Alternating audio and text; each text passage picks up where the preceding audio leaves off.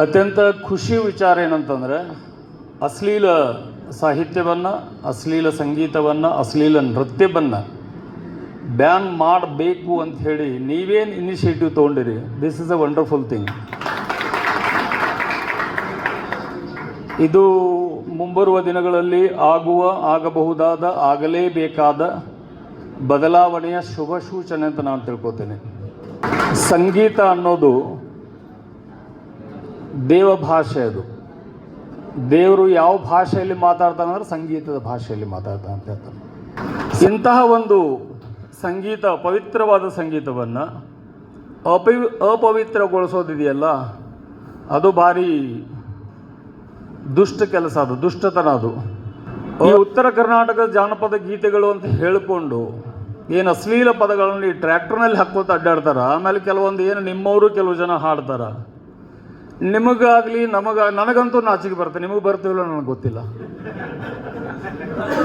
ಬರೆಯೋವಾಗಂತೂ ಅವಾಗ ನಾಚಿಕೆ, ಮಾನ, ಮರ್ಯಾದೆ ಏನೂ ಇರಲ್ಲ, ಸಂಸ್ಕಾರ ಇರಲ್ಲ, ಸಂಸ್ಕಾರ ವಿಹೀನ ಅವನು. ಫಸ್ಟ್ ಆಫ್ ಆಲ್ ಅದಕ್ಕೆ ಜಾನಪದ ಅನ್ಬೇಡ್ರಿ, ಸೆಕೆಂಡ್ ಅದಕ್ಕೆ ಸಾಹಿತ್ಯ ಅನ್ಬೇಡ್ರಿ. ನೀವು ಜಾನಪದ ಮತ್ತು ಸಾಹಿತ್ಯ ಅಂತದಕ್ಕೆ ಅಂದ್ರೆ ನಮಗೆ ನಾವು ಅಪಚಾರ ಮಾಡಿಕೊಂಡಾಗ ಸಾಹಿತ್ಯಕ್ಕೆ ಅಪಚಾರ ಮಾಡ್ದಂಗೆ, ಜಾನಪದಕ್ಕೆ, ಜಾನಪದರಿಗೆ ಅಪಚಾರ ಮಾಡ್ಕೊಂಡಂಗೆ. ಈ ತಿಂಡಿಗೆ ಬಿದ್ದರೆ ಅವ್ರ ಮನ್ಯಾಗೂ ಇರ್ಬೋದಲ್ಲ, ಹಾಡ ಬರ್ದಾರ ಮನ್ಯಾಗಿರ್ಬೋದು, ಹಾಡುವವ್ರ ಮನೆಯಾಗಿರ್ಬೋದು, ಕೇಳೋರ ಮನೆಯಾಗಿರ್ಬೋದು. ಇದು ಯಾಕೆ ನಮಗೆ ವಿಚಾರ ಬರೋದಿಲ್ಲ? ನಮ್ಮ ಮನೆಯಾಗ ಹೆಣ್ಮಕ್ಳು ಅದಾರ ಅನ್ನೋ ಖಬರ್ ನಮ್ಗೆ ಯಾಕೆ ಆಗೋದಿಲ್ಲ? ನೀನು ಮತ್ತೊಬ್ಬನ ಮನೆ ಹೆಂಗಸರು ನೋಡಿ ತಿಂಡಿಗೆ ಬಿದ್ದಾಳು ಹಾದರಿಗಿತ್ತಿ ಅಂತ ಹಾಡಿದ್ರೆ ನಿನ್ನ ಮನೆ ಹೆಣ್ಮಕ್ಳು ನೋಡಿ ಇನ್ನೊಬ್ಬ ಹಾಡ್ಬೋದಲ್ಲ.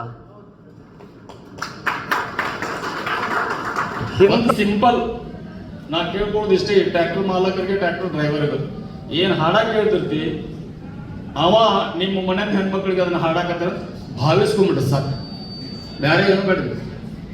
ಏನು ಹಾಡ ನೀ ಕೇಳಾಕತ್ತಿ, ಆ ಹಾಡನ್ನ ಹಾಡ್ದವ ಮತ್ತು ಬರ್ದವ ನಮ್ಮ ಮನೆ ಹೆಣ್ಮಕ್ಳ ಸಂಬಂಧ ಬರ್ದಾನ, ನಮ್ಮ ಮನೆ ಹೆಣ್ಮಕ್ಳು ನೋಡಿ ಅವನು ಹಾಡಾಕತ್ತಾನ. ಇಷ್ಟು ನಮ್ಮ ತಲೆ ಬಂದ್ಬಿಟ್ಟು ತಾವ ಬಂದಾಗುತ್ತೆ. ಜಾಗೃತಿ ನಮ್ಮಂಥವರಲ್ಲಿ ಅಷ್ಟೇ ಅಲ್ಲ, ನಿಮ್ಮಲ್ಲಿ ಜಾಗೃತಿ ಮೂಡಾಕತ್ತೈತಿ. ಇದು ಅತ್ಯಂತ ಖುಷಿ ವಿಚಾರ. ಇನ್ಮೇಲೆ ಯಾವುದೇ ಸ್ಟೇಜ್ ಮೇಲೆ ತಿಳ್ಕೊಂಡ್ರೆ ನೀವು ಅಶ್ಲೀಲ ಸಂಗೀತವನ್ನು ಹಾಡಿದ್ರೆ take it for granted, case register ಮಾಡ್ತೀವಿ.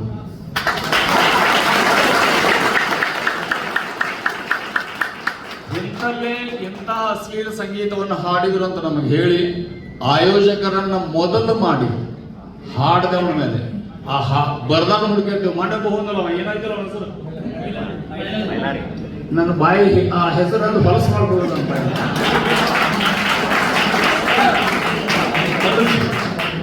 ಹೆಸರಿಟ್ಕೊಂಡು ದೇವ್ರದು ಮಾಡಿದ ಕೆಲಸ ಅಲ್ಕ.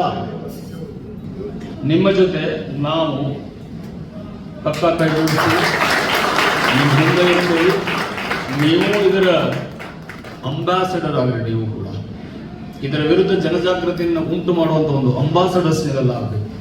ಒಳ್ಳೆಯ ಕೆಲಸ, ನಾವು ಒಳ್ಳೆಯ ಕೆಲಸ ಮಾಡಿದಾಗ ಸಮಾಜ ನಮ್ಮನ್ನು ಮೆಚ್ಚುತ್ತೆ. ಸೊ ಇಂತಹ ಒಂದು ಅಶ್ಲೀಲ ಹೊಲಸಿನ ವಿರುದ್ಧ ನೀವೆಲ್ಲ ಎಚ್ಚರಗೊಂಡಿದ್ದೀರಿ. This is very good sign. ಸಮಾಜ ಮಗ್ಗಲನ್ನ ಬದಲಿಸುವಂತಹ ಒಂದು ಕಾಲ ಬರಾಕತೈತಿ ಅಂದ್ಕೊಂಡೆ ನಾನು.